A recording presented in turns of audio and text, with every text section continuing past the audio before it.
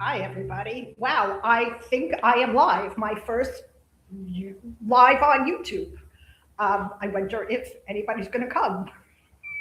Never done this before, so bear with me. Hi, I am Donna Mintz, and I forgot my microphone. So for the last 25 minutes, you probably haven't heard me because this is my first live. So I'm a little freaked out. Anyway, Uh, I'm just going to continue because I'm human and I make mistakes, and this is the first time I'm doing this. So I'm going to stop wasting your time and get into it.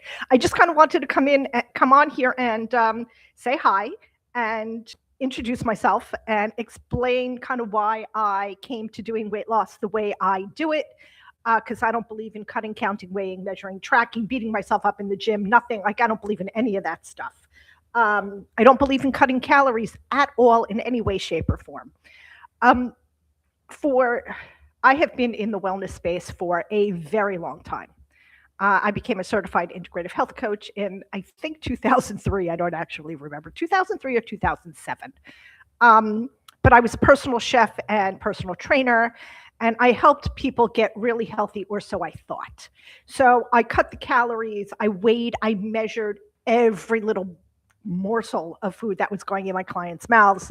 I worked them out harder in the gym. I pushed.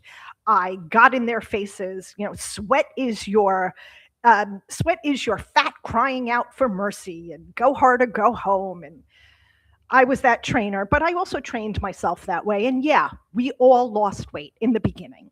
And then it always stopped, and we would always gain the weight back. And we would go looking for the next great diet. And did it work? Sure, for a little while. And then it didn't. We always gained the weight back, and it always came with friends that were uninvited to the party. So I, I just kept doing this because that's what I was told to tell you to do. Cut calories, work harder. That's what I was told to tell you. That was how I was taught that weight loss works. And oh my God, it so doesn't. Um, what I what happened was, after so many years of doing this, I got sick. And it wasn't because of the diets, but because of stress and a lot of stuff that was going on in my life. And I kind of lost myself for a while. Um, and it was nothing really, terminal. I didn't have cancer or anything like that. But what it was that it really destroyed my quality of life. And my doctor told me, my regular GP told me I was going to have to suffer, and I refused to accept that. I absolutely refused to accept that I was going to have to suffer for the rest of my life with something that just didn't feel. I mean, it was terrible and I was uncomfortable, but it was not. I just thought I could heal myself. Moving on. And that's what I did. I really stopped focusing on the weight, and I started focusing on my health.